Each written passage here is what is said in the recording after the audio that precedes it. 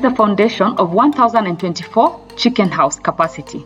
During the foundation of this house, we raised 3 stone courts from the ground to ensure that we have raised the house well from the ground.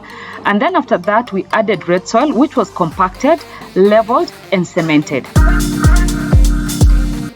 The roofing of this house has been done using iron sheets and timber.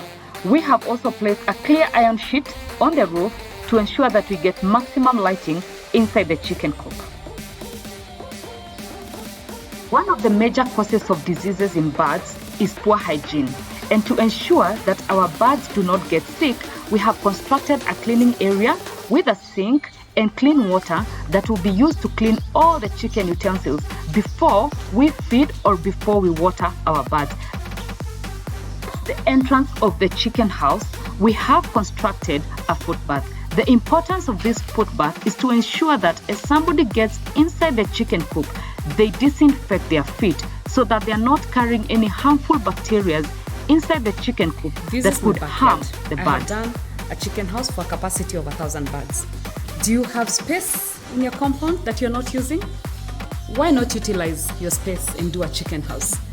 And you can have additional income for your family.